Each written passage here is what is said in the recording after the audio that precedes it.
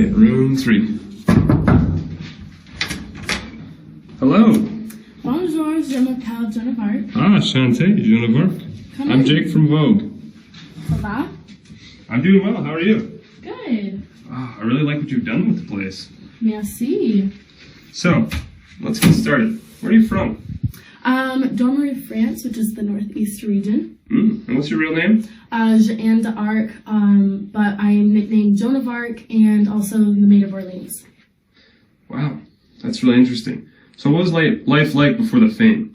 So I grew up actually very poor. My father was Jacques d'Arc and my mother was Isabelle Romy.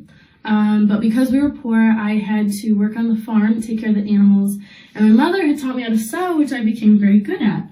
Oh, wow, that's really cool. So, what did you become famous for? I was the national heroine of France during the Lancastrian period of the 100-Year War. In fact, when I was actually 18, I had led the French army to victory over English at Orleans, and I had given many hope to soldiers on the battlefield. Wow, that's fascinating. So, what was going on between the two countries at that time? There was actually war between France and England. England had owned actually parts of France. Ah, I like your map. Thank you. So, how did you know that this is what you wanted to do? I was always very passionate about freedom. And when I was 16, I had realized that was being stripped away from us. So I decided to take a stand, not just for myself, but also for my country. Ah, so cool. It was said that you had a vision. God sent me a vision of 3 saints coming to tell me to drive out the English out of France. And I decided that was a sign from God, and I wanted to actually make the people of France free again. Wow. So how did you convince people to let a woman do what was considered a man's job? It was actually very difficult.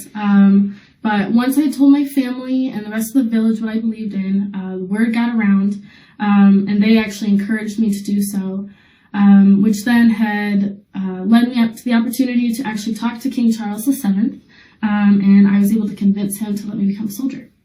Very cool. So you dressed up as a man? I was 17 or 18 at the time. I had to chop my hair, dress in men's clothing, put on armor. I was put on a horse and fought with the rest of the soldiers in an 11-day battle. Wow, that's incredible. So, how did others feel about this whole thing? They were uneasy at first. They didn't like it, again, because a woman doing a man's job. But I then was able to convince them through they saw my bravery and realized that that's what they kind of needed to rely on for their battle. That's kind of also when they started to show respect for me. Wow. That is incredible. So, how did this whole thing conclude then? So then actually France and England tied ends and they had peace, but that took several attempts actually. Wow. Thank you so much. It was really nice to meet you. Nice to meet you too. Merci. All right, Blue Gate. Hello. Margaret, hi. So nice to meet you. You too. So, let's get into things. All right. How did you end up marrying the King of England? So, my father negotiated with Henry for the truce of the 100 Years' War, and I ended up marrying Henry for the return of English lands Maine and Anjou back to the French. Wow. How would you describe yourself? I would say proud, strong-willed, ambitious, the list goes on. Wow, quite the list. Thank you. What does your legacy look like today? Because I love learning, I started Queen's College in Cambridge, which still stands today. Wow, that's so cool. Thank you. So, we hear that your husband struggled with mental health issues. How did that affect you? So, during my husband's mental breakdown, as some call it, I took the throne and ruled the kingdom. During 1455, I called for a great council, but I didn't invite Richard, Duke of York. This ended up starting the War of the Roses. Yikes. What would you say is your greatest motivation in life? My son. All I wanted was to see my son on the throne. Wow. They say Richard was a threat to you. What did that look like? Yeah, so he wanted the crown for himself, as many do, and he ended up capturing my husband. So my husband and Richard made a deal that my husband would rule as long as he was alive, and then Richard would take the throne for himself. However, this cut me and my son out of the picture. Wow. So, what did you do to respond to Richard? I pushed my forces against him. I even besieged his castle.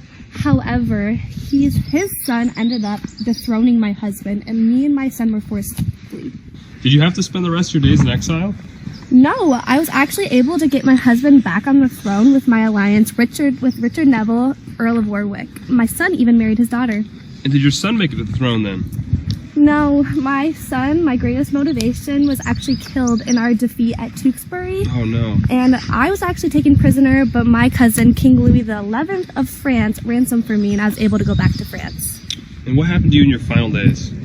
Despite everything I did in England, I died in poverty as a poor relation to the king. Oh, so sad. Well, thanks for showing me around your property, and it was really nice to meet you. Yeah, you too. Goodbye. Bye. I know I was supposed to meet her here at 12:30. Oh, hi. Oh, Elizabeth of York. Yeah, nice to meet you. Nice to meet you too. So, thank you for meeting me here today. Yeah, of course. So I'm gonna have a couple questions for you. Yep, sounds good. What was that like to unite the Lancaster and York houses by marrying Henry Tudor? Well, it was great, except for the violence, death, and destruction that went into it.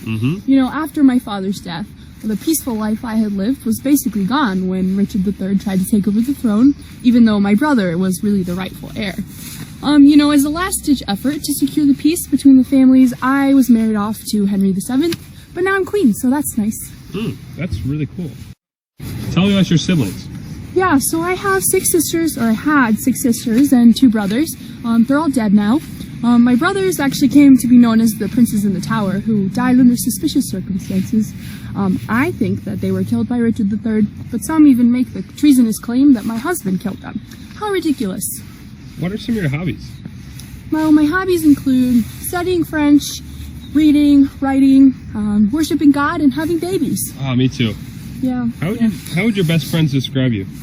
They'd probably say I'm godly, generous, kind, and powerful. I would too. What was your favorite subject in school? Well, even though I didn't technically learn it in school, my father and my ladies-in-waiting taught me alchemy and witchcraft, so probably my favorite. Wow. Have you always wanted to be a queen? Well, I grew up knowing that I'd be a queen or a queen consort, although I was raised to be the Queen of France. Most people don't know, but I was actually engaged to Charles VIII of France, which was obviously dissolved.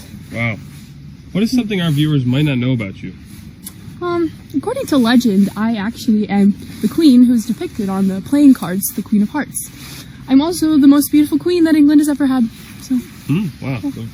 The resemblance is striking. Yes, thank you. What would you do if you had a day off from being queen? Well, if I had a day off, I'd probably come to the beautiful city of my family, York, where I'd go to Micklegate Bar and tour the museum dedicated to my husband, Henry VII. Heard it's well worth it. I have too. Thank you so much. Yeah, you have a nice day, Elizabeth. Nice to meet you. Nice to meet you too.